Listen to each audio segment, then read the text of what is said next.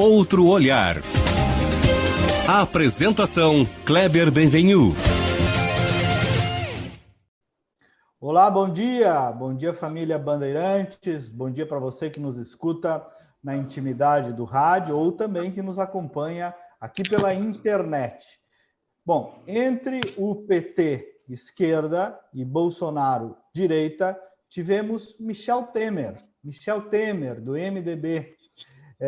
E é desse período histórico, ainda tão pouco estudado, de quanto isso pode ser um paradigma do que seja o centro democrático brasileiro ou não, diante dessa polarização da política brasileira. É sobre isso que nós vamos falar hoje.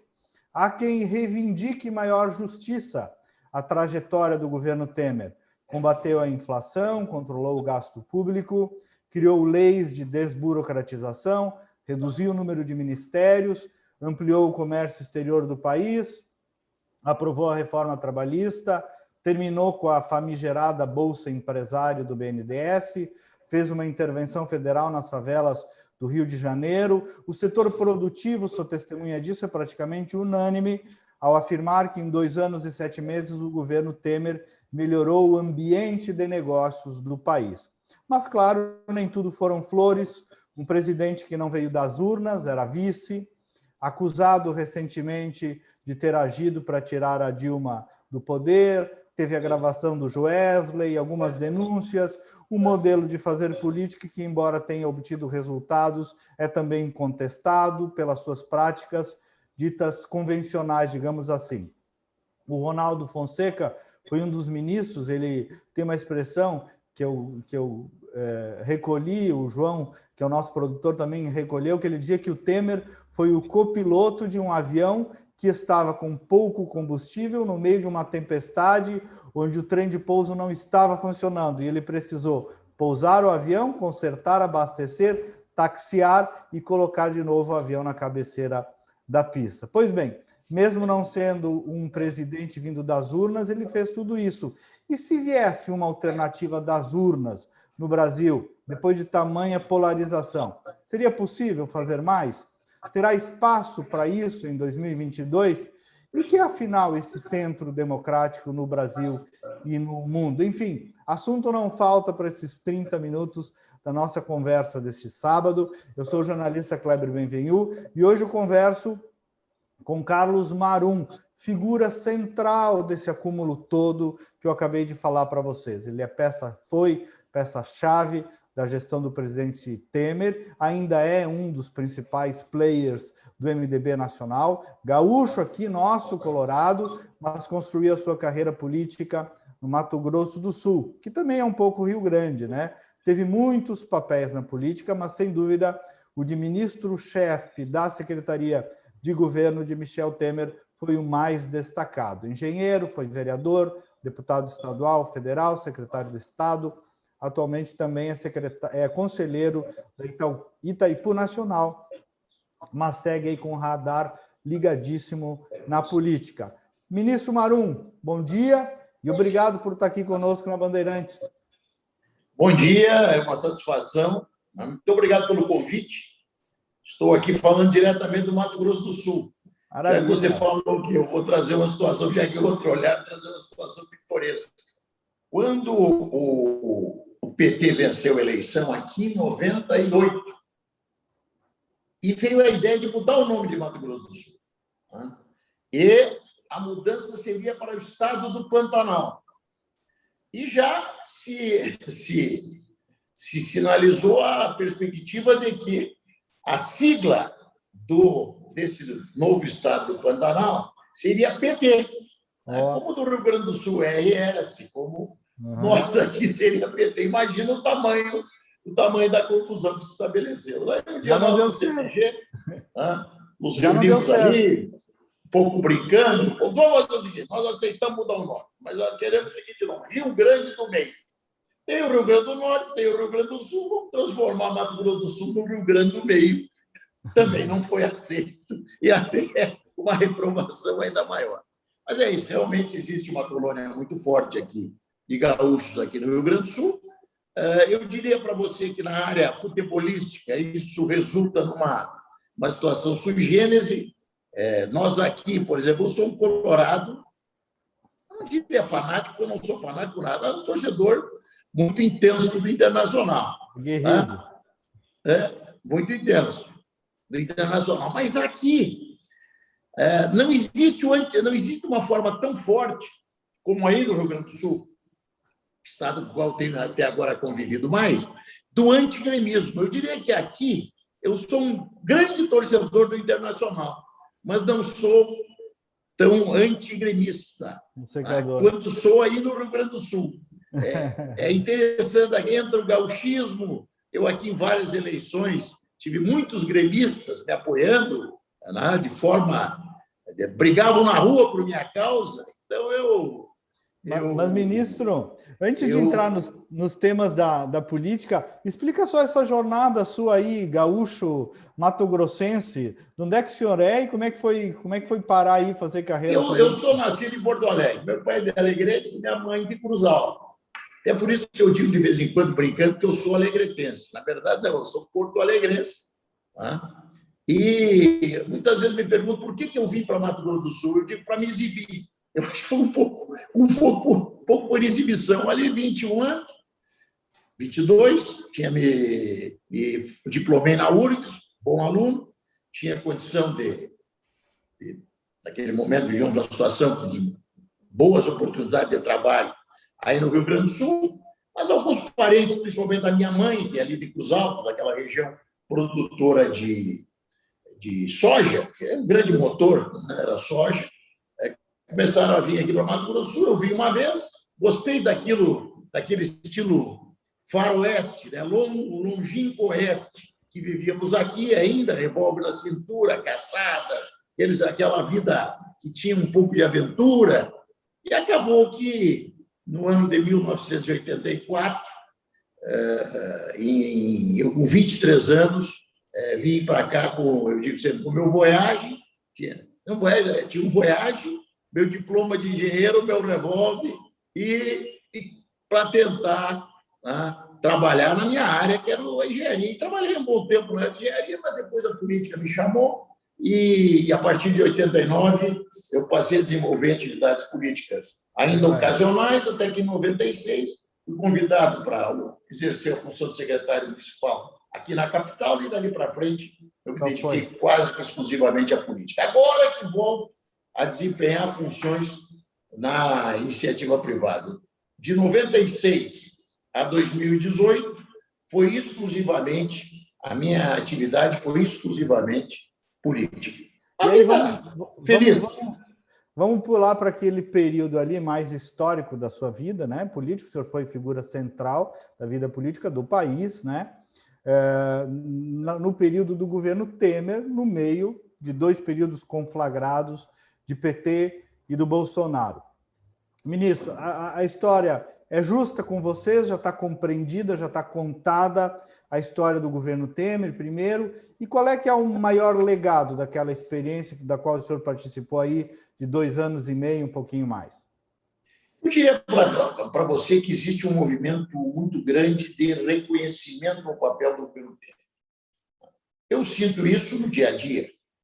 Quando logo ao final do governo Temer, nós tínhamos até dificuldade de andar em aviões, de frequentar determinados ambientes. Não que eu não fizesse, eu não sou de ter muito medo, né? Mas era confusão seguidamente.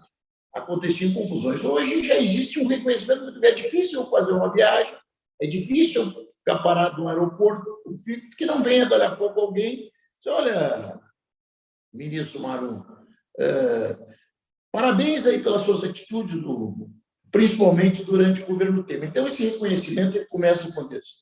Nosso governo é um governo breve, né? É um governo breve, que nós temos que destacar as suas conquistas, porque elas ainda não são reconhecimento do grande público brasileiro. A maioria dos brasileiros ainda não tem conhecimento. Já as pessoas com maior nível de instrução já começam digamos, a reconhecer, a entender o governo dele. Nós assumimos como? Depois de um processo de impeachment. E eu digo que o governo, a partir dali, teve três fases, a partir do dia 12 de maio de 2016, quando assumi. Primeira fase, ela dura exatamente um ano. E foi uma fase muito boa para o governo e para o país. Nós assumimos o governo com uma recessão acumulada nos últimos 11 trimestres de 8,3%. O Brasil, nos últimos 11 trimestres, tinha encolhido a sua economia em quase 10%. Nesse momento, nós assumimos. A inflação era de 10% e o juro básico de 15%. Então, nós tínhamos recessão e inflação, que é a chamada estagflação, que é o pior dos cenários que podem acontecer.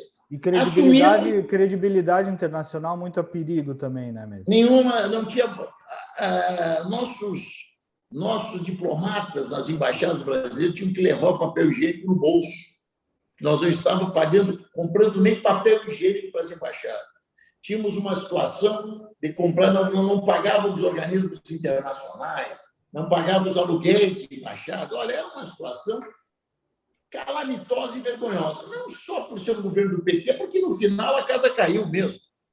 Eu diria para você que, em se aproximando do final, a casa caiu e nós passamos a viver até situações humilhantes de sermos convidados a nos retirarmos de reuniões de órgãos internacionais, dos nossos diplomatas, por falta de pagamento. Então, nesse contexto, nós assumimos.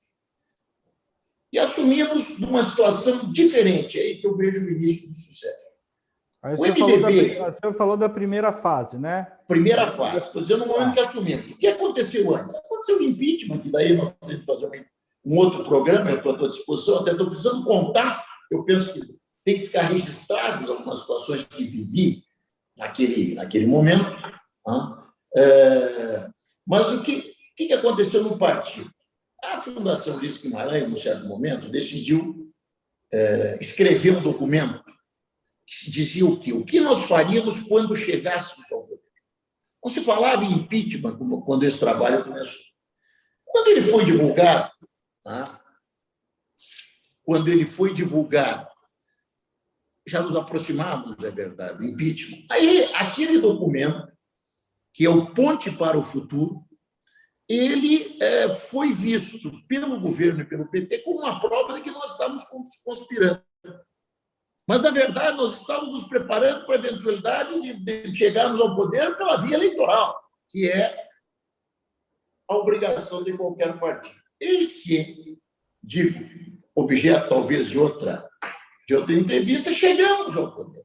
Chegamos ao poder e nós talvez tenha sido a primeira vez que alguém chegou ao poder sabendo o que ia fazer. Primeiro, porque tínhamos um presidente que chegou ao poder sabendo o que era ser presidente, que é o Michel Temer. Com todo respeito ao presidente Bolsonaro, parece que até hoje ele ainda não sabe, não tem aquela consciência do que é ser presidente, um presidente da República. Michel Temer já chegou sabendo isso. E, a partir do Ponte para o Futuro, chegou sabendo o que fazer. Essas coisas se uniram. O presidente chama, nós não chegamos ao poder pelo voto direto da população, chegamos ao poder pelo voto do Congresso. O presidente chama o Congresso, as forças que, ao final, se apostaram com o impeachment, estabelece um amplo arco de apoio, e esse arco de apoio representado no governo. Eu diria que o centro governou naquele momento. Eu agora fui convidado pelo Alceu Moreira, presidente da FUG, para trabalhar na coordenação de um trabalho aí de resgate, digamos, de valorização do legado do presidente Temer. Eu peguei a minha lista de ministros e mandei um aviso para eles eles preparassem alguma coisa sobre a atuação nos seus ministérios. Daí eu vi. Quem foi o nosso ministro? Foi o nosso ministro Ricardo Barros, que hoje é líder do governo Bolsonaro na Câmara. Foi o nosso ministro Bruno Araújo, que hoje é o presidente do PSDB. Então, você veja bem o que aquele governo foi um centro democrático no poder. E tendo um norte estabelecido pela pessoa do presidente e o seu jeito de ser e governar, e pelo que estava escrito no ponte para o futuro. Nós não fizemos como muitos que chegam ao poder e dizem, não, esqueçam o que eu disse, esqueçam o que eu escrevi, esqueçam o que eu pensei, agora é outra coisa. Nós não. Nós começamos a governar de acordo com aquela cartilha. Isso fez que vivêssemos um ano, certo? Exatamente um ano, muito promissor. Nós aprovamos, eu penso que é um marco fundamental, que foi a aprovação do teto dos gastos. Pela primeira vez, um presidente da República aceitava colocar na Constituição limites para os seus próprios gastos. Já tem muito caso do governante colocar limite, vale a partir da próxima gestão. O presidente Temer não. Colocou limite para os seus próprios gastos. Aqui mostrou-se uma coisa chamada credibilidade. Credibilidade. E começamos a atuar e os resultados começaram a aparecer. Ainda tivemos recessão em 2016, tivemos, mas já diminuiu muito. E em 2017 entramos no crescimento. Isso tudo, só para pegar aquela sua primeira ideia que eu estava achando boa, o senhor falou de 3 fases, né? Isso tudo ainda o senhor está falando é o que o senhor... Primeira fase. Tá, vamos lá. Quando termina essa fase, o governo se sentiu forte, o presidente Temer, olha, não trabalhava para ser candidato à reeleição. Pode ser que lá dentro ele pensasse em ser, mas ele não tinha essa questão da reeleição como um ponto fundamental da sua atuação. Ele aceitou tomar medidas impopulares para que nós pudéssemos superar aquele momento. Então, nos sentimos fortes para colocarmos na pauta do Brasil a reforma da Previdência, colocarmos a reforma trabalhista, certo? Os resultados econômicos eram já estimulantes e chegamos a maio, um ano depois, chegamos a maio de 2017. Eu fui o presidente da comissão da reforma da Previdência, e aí também dá outro programa de meia hora, né? Desde a minha escolha até. Mas aprovamos na comissão a reforma da Previdência. Foi a primeira. Conseguimos aprovar na comissão que eu presidi, eu encerrei os trabalhos dessa comissão com a reforma aprovada na comissão. Aí fomos na busca do voto, uma luta difícil. Quando chegamos em maio, certo? As nossas contas, né, nos deram uma convicção de que nós tínhamos o número suficiente de apoio para aprovar essa reforma. Eu lembro que eu chamei os membros da comissão que eu havia presidido e que haviam comigo votado a favor, para uma reunião no Palácio do Planalto, na Secretaria de Governo, na sala de reuniões, que depois se transformou na minha sala de reuniões, a sala de reuniões que eu utilizava como ministro. Naquele momento, o ministro era Embaçaí. Montamos essa reunião, vários deputados, para 7 da noite, no dia 17 de maio. E ali termina a primeira fase do nosso governo. Quando chegamos para a reunião, ligamos a secretária de Embaçaí, diz, olha, o ministro já está lá embaixo, o presidente, estamos com esse problema, e colocou a TV no ar, estava entrando no ar a denúncia contra o presidente Temer em função daquela conspiração da JBS. Ninguém me convence que aquilo aconteceu por acaso. Aquilo aconteceu porque o fato de o Brasil, mais uma vez, estar sinalizando a possibilidade de dar certo, desagradava muita gente.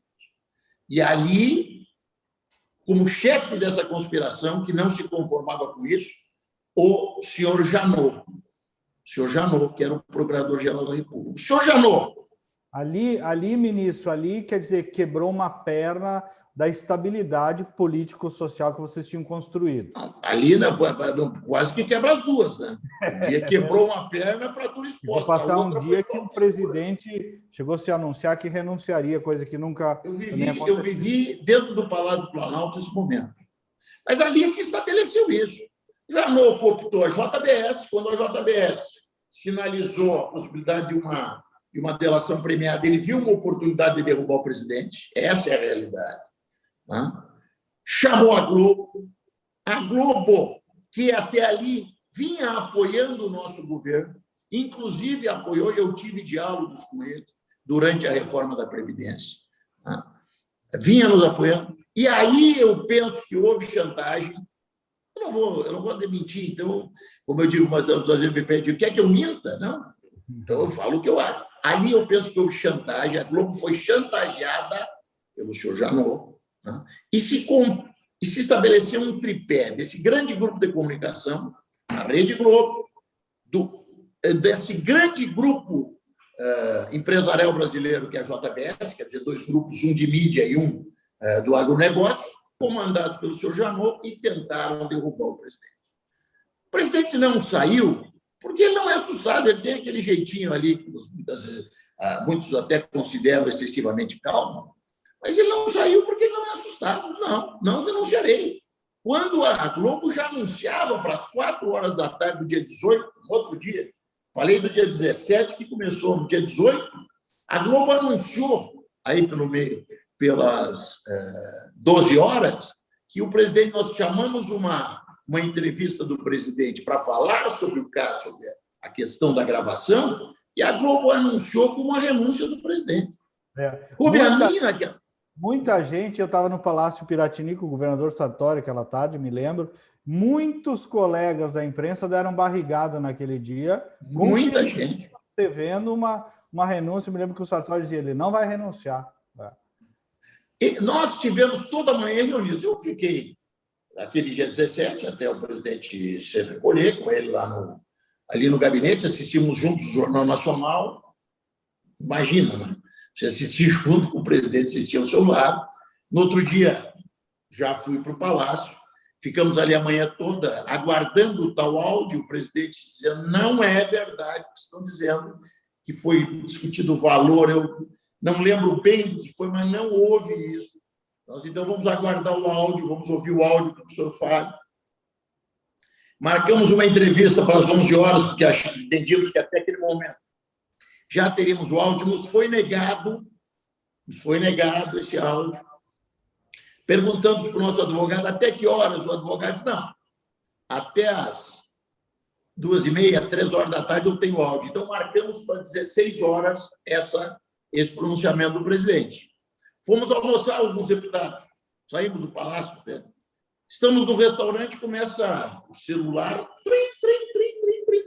mensagem, a notícia do... Está me faltando o nome do jornalista famoso, via Globo. Lauro Jardim? Não, Lauro Jardim foi no dia 17, dia 18 foi outro, Noblat. Quem anunciou a renúncia no 17 foi o Jardim, que trouxe a notícia, o Noblat, anunciando a renúncia para 16 horas. Aí, que é isso? Daí, eu juro que eu recebi a notícia, eu liguei para lá, mudou alguma coisa? Não mudou, isso é loucura. Dali nós nos dividimos, eu fui para a Câmara, nós estávamos ali uns 5, 6 deputados, estava o Baleia, que eu lembro, acho que o Peroni devia estar lá também, almoçando. Me escalaram naquele momento para que eu fosse para a Câmara me pronunciar sobre o assunto. E daí eu entrei no grande expediente, conseguimos que um dos deputados inscritos cedesse a mim seu tempo e eu fui lá de improviso, falei 25 minutos. É um discurso que eu me orgulho, um dos momentos mais tensos da minha vida. Eu consegui fazer um discurso de 25 minutos sem errar uma concordância. Eu acho que ali eu fui abençoado. Não é fácil. Falar de improviso, 25 minutos no momento daquele, ainda recebendo alguns apartes da oposição, né? Mas ali o nosso governo, como tu disse, foi malhado na raça. Foi malhado na raça. Qual é que o senhor chama a terceira fase? Terceira fase, ela começa... Ali nós enfrentamos o quê? Nós enfrentamos o processo de denuncismo via Janot. Janot vem, ele diz que vai fatiar. Veja bem, ele diz, veja bem, o que nós vivemos? Um procurador-geral da República diz, não, isso aí nós vamos mandar as denúncias pouco a pouco. Acabou mandando 2, né? Mandando 2 denúncias. E nós realmente tivemos que, pelo menos nós que trabalhávamos mais na área política, tivemos que nos dedicar exclusivamente a isso. O governo continuou trabalhando. O presidente conseguiu encapsular, o Meirelles não se meteu nisso, continuou trabalhando, vários ministros continuaram trabalhando, fizemos coisas boas também naquele momento, aprovamos a reforma da Previdência, a reforma trabalhista, acho que foi um pouco antes, a reforma trabalhista já tinha sido aprovada, mas aprovamos a reforma do ensino médio, muita coisa aconteceu naquele tempo, mas o governo, nesse momento, estava realmente, eu diria até num termo que a gente usa muito aí no Rio Grande, balhado na asa. Vencemos as duas denúncias. Essa foi a segunda fase. Né? O governo nas cordas, na defensiva, politicamente na defensiva. Aí, vencida, vem a terceira fase, que o governo sacode a poeira, vencemos isso. Naquele momento, quem já era contestado era o Janot. Eu, inclusive, cheguei a pedir a sua prisão como relator da CPI da JBS que fez, conseguimos abrir uma CPI em relação à JBS, a situação ficou muito aí nebulosa, aquela questão do próprio Marcelo Miller, e vou dizer mais, uma coisa que ninguém me convence que ali todo mundo era inocente. Você já leu esse livro Organização aí da Malu Gaspar a respeito do Odebrecht? Tu viu a diferença dos termos da delação da Odebrecht com a delação da JBS? A JBS só faltava, os caras pediriam os termos da delação da JBS, que foram acertados com o senhor Janot, com o senhor Marcelo Miller, com o senhor Pelela, aonde nós encontramos lá no computador do senhor Marcelo Miller uma minuta de um contrato de 15 milhões de reais como esse nessa delação, você vê que ali tem coisa muito pior do que a gente pensa. Ali, para mim, tem coisa muito pior. Mas tudo bem, vencemos. E o governo resolveu sacudir a poeira, o momento já era outro. O governo resolve colocar na articulação política o presidente da comissão da reforma da Previdência, para tentarmos, numa reta final, ainda conseguirmos aprovar ali por fevereiro. A ideia é que até fevereiro nós conseguíssemos aprovar a reforma da Previdência. Ali começa uma terceira fase, porque nós não conseguimos aprovar. E chegou em fevereiro, eu lembro, acho que foi na quarta-feira de cinzas. Eu vim para Brasília, ainda tinha pouca gente em Brasília, conversando com o presidente me fez uma pergunta, eu fiquei trabalhando aquele tempo na reforma, na contagem de votos, digamos assim. Aí o presidente chamou Marum, nós temos chance de aprovar a reforma da Previdência? Cheguei, presidente, chance nós temos, mas nós temos ainda que trabalhar muito. Hoje a reforma não tem chance, não tem possibilidade de passar. O presidente estava muito chocado com as cenas de saques que haviam acontecido no Carnaval no Rio naquele ano de 2018. Presidente, porque eu estou pensando numa intervenção no Rio e, no caso de intervenção, nós não poderemos aprovar reformas constitucionais. Ou seja, a Constituição não pode ser emendada quando ou o país ou alguns estados está sendo, digamos, alvo de uma medida excepcional. Então, nós teríamos que realmente desistir, digamos, da reforma da Previdência. Eu tive que ser franco com o presidente, né, com muita tristeza, que, olha, presidente, não vejo realmente, não está fácil, estamos nos aproximando da eleição. Ali o que pesou muito foi a eleição, a proximidade da eleição dos deputados. Certo? Havia essa diferença, e aí inicia uma nova fase. Deixa eu só fazer um adendo para os ouvintes da Bandeirantes. Uma entrevista com o senhor é um documento histórico também, né? Como está sendo, e eu não quero estragar isso. Os ouvintes que estão nos acompanhando vão ter na internet uma edição amplificada da entrevista com o senhor. Então, procura lá os nossos canais no YouTube, no Spotify, no Face, e nós vamos ter uma edição amplificada da entrevista que está indo ao ar nesse sábado com mais detalhes. O senhor estava dizendo, ministro, que nessa terceira fase, então, o governo teve que se concentrar e veio a eleição, e aí isso acabou tomando um pouco a pauta do governo, embora tivesse continuado a seguir as reformas. Veja bem o que aconteceu. Naquele momento, o governo realmente mudou a sua prioridade. Tá? Nós passamos a ter como prioridade a A área de segurança, essa é uma realidade. O presidente interviu no Rio de Janeiro. Intervenção no Rio. Intervenção no Rio. A pauta de segurança passou a ser muito importante e nós seguimos, digamos, montamos o que eu chamei de um kit de sobrevivência. Nos reunimos, estabelecemos 15 metas, tirando fora a grande meta, digamos, 15 submetas, metas menores, mas que tentaríamos aprovar ainda naquele ano, para continuarmos a todo tempo trazendo notícias alvissareiras para a área econômica. Isso aconteceu. Insistimos muito na privatização da Eletrobras como também um símbolo de que o governo estava atuando firme nesse sentido. E passamos a enfrentar um outro problema, que foi o inquérito dos portos, que foi, digamos, a última das tentativas de inviabilização do nosso governo.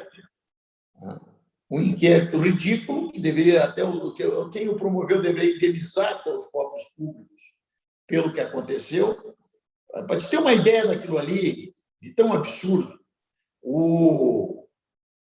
foi proposta a regulamentação da lei dos portos, que teria que ser regulamentada por decreto. A proposta veio do Ministério dos Transportes, praticamente pronta.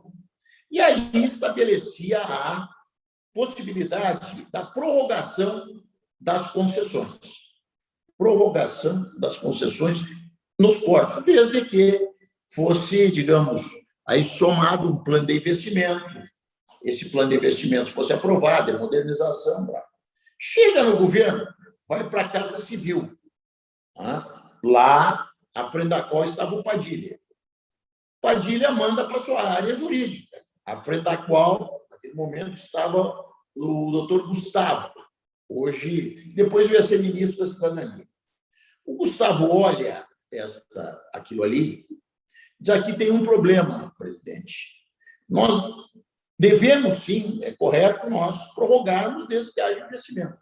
Mas eu penso que nós só deveríamos prorrogar aquelas concessões que foram concedidas a partir de licitações, não aquelas que foram concedidas antes da exigência da licitação, que foram concedidas por atos discricionários do Estado. Ou seja, em alguns momentos, antigamente, o diretor do Porto Santo, digamos, podia, numa canetada, essa área agora.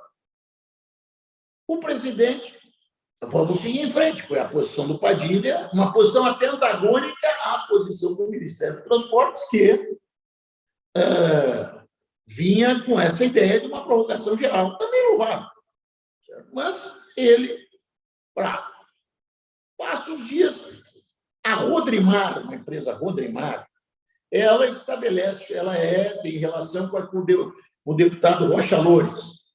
Rocha Loures, eu vou dizer uma coisa, Rocha Loures mas tudo bem, tem contato com o Rocha Loures. E pede para o Rocha Loures intervir a favor de uma prorrogação que fosse, de uma possibilidade de prorrogação, que o decreto estabelecesse a possibilidade de prorrogação sem essa ressalva.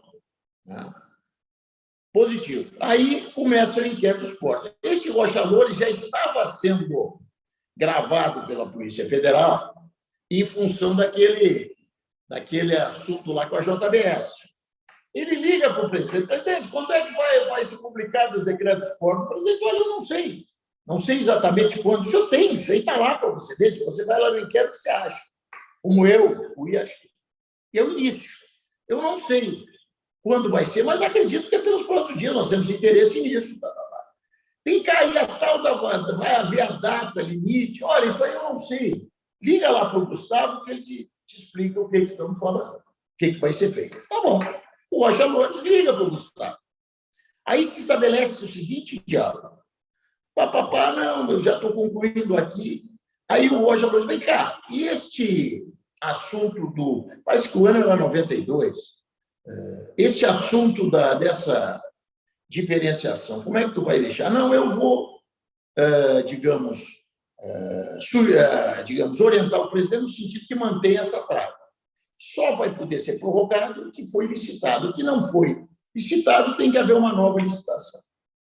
Mas nós temos amigos nossos que têm interesse. Ele disse assim, Rocha Loures, eu não vou orientar o presidente a cometer alguma coisa que possa vir a ser questionada. Eu vou orientar nesse sentido. É óbvio que ele faz o que ele quiser, mas a minha orientação vai ser nesse sentido. Bom, vai o processo para o presidente Temer, o presidente atende a sugestão da Casa Civil, né? E o decreto dos portos não beneficia a Rodrimar. Veja bem, o decreto dos portos não beneficiou a Rodrimar. Pois bem, aquela sanha destruidora em relação ao Brasil pega esta fala e transforma num inquérito, acusando o presidente de ter recebido propina por um caso que não aconteceu. Então, aí que eu dizia, olha, vocês estão procurando, eu dizia para a Polícia Federal, para o Ministério Público, para o Barroso, vocês estão procurando chifre e cabeça de cavalo, vocês estão procurando pelo e rolo, vocês estão botando dinheiro público fora, vocês estão procurando o assassino de quem não morreu. Não aconteceu nada, e assim mesmo, aquele inquérito nos atrapalhou durante todo esse ano. Todo esse ano nós tivemos que passar constrangimentos. Barroso decretou a quebra do sigilo bancário do presidente desde 2013. Certo? E a rejeição... Ninguém foi tão perseguido quanto o presidente Temer. Foram presos vários amigos do presidente, por até que nós chamamos de crime de amizade. E assim mesmo, nós seguimos. Ele cresceu muito, né, ministro? Muito! Ora, você pega uma Globo, divulgando todo dia com aquele tal... Lembra um oleoduto lá que despejava dinheiro, mostrando esse Rocha Loures para cima e para baixo. Outra coisa, aquilo ali foi outra operação, a Polícia Federal ou nós vamos acreditar que não estava dentro daquela mala algum tipo de instrumento que permitisse a perseguição daquele. Se não estava naquela mala, aí tinha que toda a Polícia Federal ser demitida e voltar para a reciclagem. É óbvio que se você coloca uma mala para o cara levar, você tem ali algum chip, alguma coisa que não tinha o chip. A mala não foi para o presidente. A mala não... E assim mesmo, aquilo foi objeto de uma denúncia que tentou derrubar o presidente, como se a mala tivesse ido parar na casa do presidente. Quer dizer, nós sofremos uma conspiração nojenta, uma conspiração asquerosa, e assim mesmo conseguimos fazer um governo eficiente. Nós chegamos, ao final de 2018, com tudo isso que eu estou te colocando, um crescimento de 1,8%. No ano seguinte, 2019, sem nada disso, com a reforma da Previdência aprovada, o crescimento foi de 1,1%, quase a metade.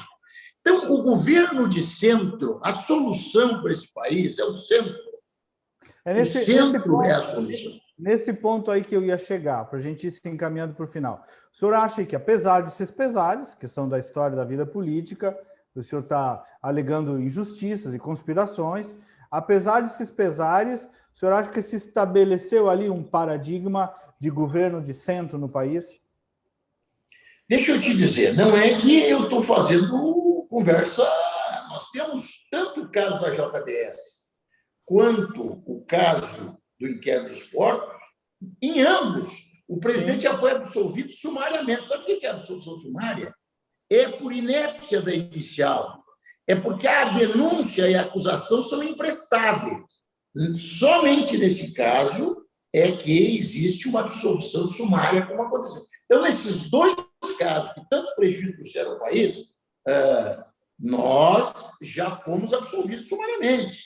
E é claro que isso nos atrapalhou muito, é claro que isso foi responsável por grande parte dessa imensa rejeição que eu sentia. Eu andava na rua, mesmo nesse meio de tudo isso, eu ainda ia lá no bar do Tato, ali em Atlanta, tomar minha cervejinha e sentia a rejeição das pessoas. Claro que ali nunca tive problema, sempre fui muito respeitado, né? Mas sentia a rejeição das pessoas. Quer dizer, se eu sentir, imagina o presidente. Então, realmente, isso foi um problema. E assim mesmo nós chegamos onde chegamos. O que nós temos de futuro? Nós temos uma eleição que tem polarização, onde vão estar postos um governo de direita, que é o governo do presidente Bolsonaro, e um governo de esquerda, que é o governo do presidente Lula. Obviamente, vão se estabelecer comparações entre esses governos. Só que nós queremos que a população lembre, né? E por isso vamos começar um trabalho, inclusive, de divulgação sobre isso. Né? A população tem que lembrar que entre esses dois, como você bem falou, entre o governo de esquerda do PT e o governo de direita do Bolsonaro, houve o governo de centro do Temer. E que ali as coisas andaram muito bem. Ali foi zerada a fila do Bolsa Família. Zeramos a fila, começamos a investigar, tiramos fora e sem acréscimo, tiramos fora os que estavam recebendo indevidamente e zeramos a fila do Bolsa Família. Todos aqueles que tinham direito já foram atendidos. Ali nós demos continuidade a grandes obras. Por exemplo, trago como exemplo a transposição do Rio São Francisco, que é a ponte aí, a nossa ponte. A ponte do Guaíba, né, teve continuidade conosco. Ou seja, é um governo que tem condições de servir de exemplo do que é um governo de centro, de como o governo de centro apresenta melhores soluções para os problemas nacionais, como num governo de centro é possível que as pessoas sejam mais felizes, que é o objetivo. O objetivo é felicidade. Então, nós, no governo de centro, podemos sim fazer com que o Brasil seja mais feliz. E nós queremos retomar isso e construir, digamos, uma candidatura de centro que possa, estar presente e nos livrar dessa polarização que eu, a princípio, vejo como não benéfica ao nosso país. Eu noto, ministro, que o centro democrático que existe no mundo todo, no Brasil especialmente, carece um pouco de formulação, né? Formulação de tese política, que é um pouco o que o senhor está fazendo aqui, né? Eu lembro, é um livro já de muitos anos, o professor Francisco Ferraz, aqui, cientista político, foi reitor da URGS, ele escreve que o MDB, nas fases extremas da história do país, lá no período militar, se não fosse o MDB foi relevantíssimo para reconquistar o equilíbrio, e nos governos do PT, igualmente, se não houvesse a presença do MDB, diz ele, talvez o Brasil tivesse desandado também para um outro time de regime. Então, ele fala da importância real do MDB para o equilíbrio democrático, né, nessas décadas todas, né? É um pouco de formulação aí que eu vejo que o senhor está buscando em relação ao centro e ao próprio papel do MDB aí nos próximos anos, pelo que eu percebo, né? Você está colocando situações muito interessantes da história do Brasil. Na própria Revolução, nós fomos oposição, tivemos coragem de ser oposição. Mas nós, de certa forma, nos estabelecemos como um centro. Porque a nossa esquerda, digamos assim, aconteceu a luta armada. Esses dias eu ouvi do senador Pedro Simon uma frase interessante. Ele disse, mas não é que nós não fomos para a luta armada, não é porque nós tínhamos medo, porque nós não tínhamos chance de ganhar, ele disse. Então, nós optamos por uma oposição, digamos, mais centrada do que aquela que levou. E, olha, eu sou uma pessoa que não critico a luta armada, certo? Várias vezes fui adversário do PT, em várias eleições, por sinal, aqui em Mato Grosso do Sul, nosso adversário é o PT. E sempre que era tido, isso aí são ladrões. Não, a luta armada foi um episódio que tem que ser vista naquele contexto.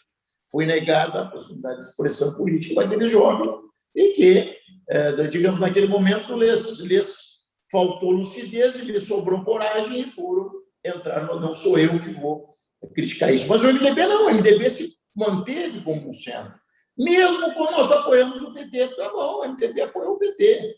Mas aqui no Brasil nós tivemos um governo de ex-guerrilheiros, certo? Zé Dirceu, Dilma Rousseff, muitos outros podemos citar, de pessoas, digamos, que se posicionaram muito fortemente no governo e não descambou. Nós não viramos uma Venezuela, nós não viramos uma Bolívia em certo tempo, nem chegamos perto de virar uma Cuba. Então, o papel do MDB, ele é fundamental. Eu até escrevo muito sobre isso, de forma até olha, não é que eu queira me exibir, eu sou MDBista, não estou dizendo isso só para me exibir.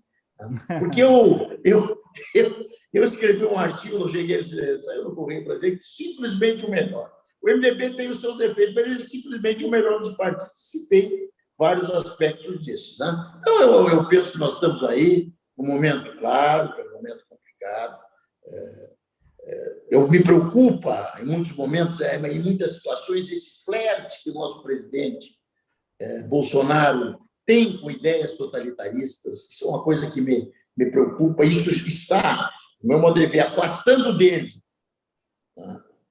Nem estou falando dos partidos de centro, está afastando dele o eleitor de centro, que definiu a sua eleição.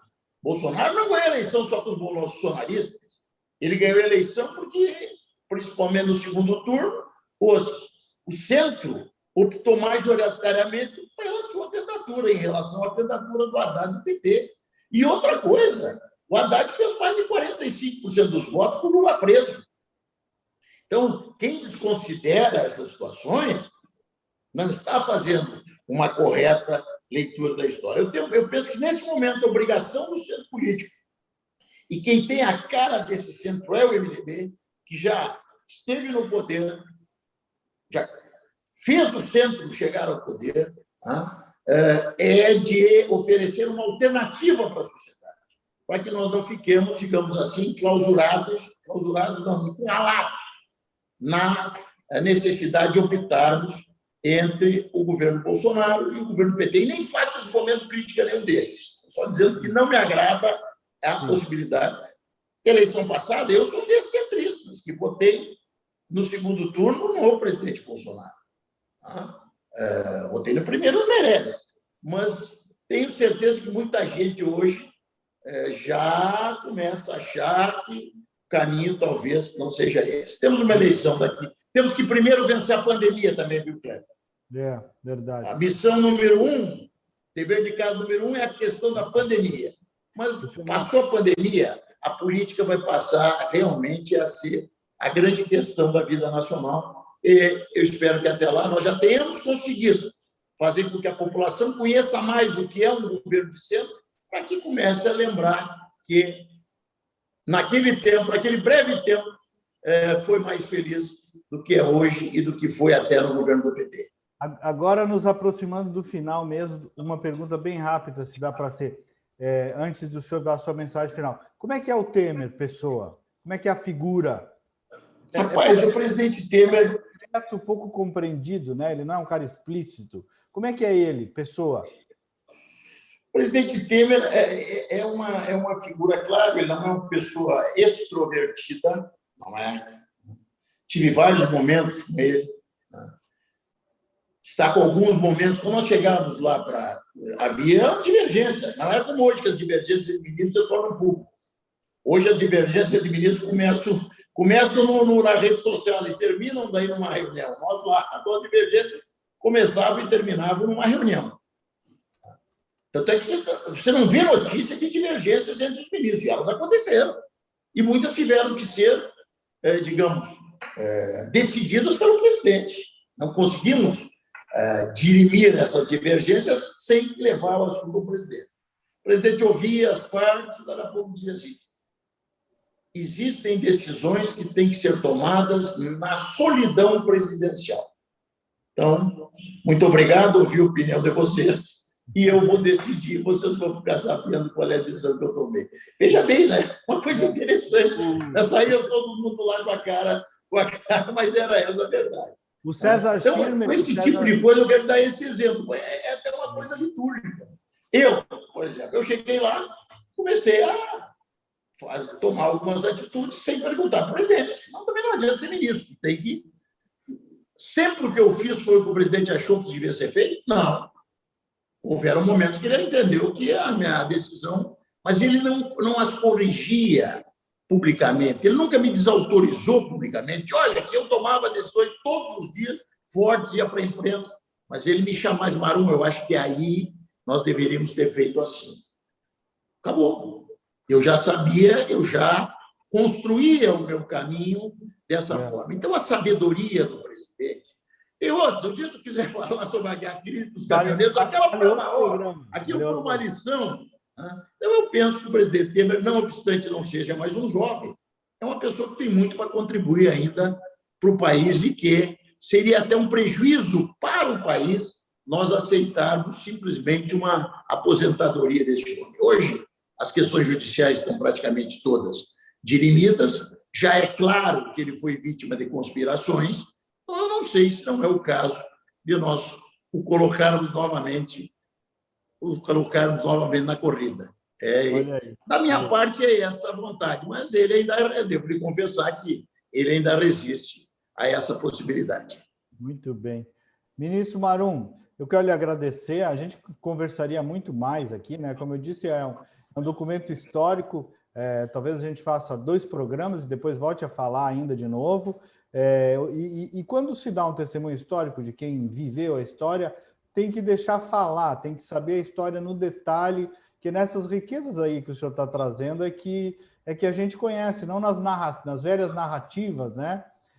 A fonte primária é um luxo, então foi uma alegria lhe ouvir, tenho certeza que com os ouvintes também. E lhe deixar aí uma mensagem final. Será que é de esperança ainda para o Brasil para esse ano, apesar de todos os desafios? Olha, esse ano é um ano muito difícil, né? Nós teremos, apesar que eu penso que o nosso, em termos de pandemia, o pico é abril. Eu tenho essa esperança de que estamos num pior dos meses da pandemia brasileira. Eu acho que daqui para frente a tendência é que nós venhamos a começar a superá-la. Isso dá margem aí para que nós tenhamos um segundo semestre menos pior, digamos, do que esses. Né?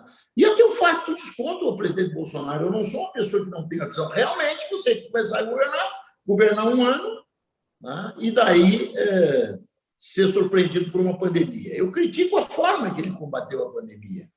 Eu critico a forma como ele se postou diante da pandemia. Mas eu reconheço que não é fácil você governar. Não é fácil, não. É extremamente difícil você governar num ambiente como esse. Eu espero um final de ano melhor.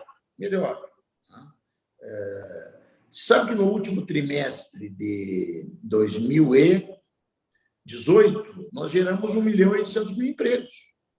Não, de 2017. De 2017.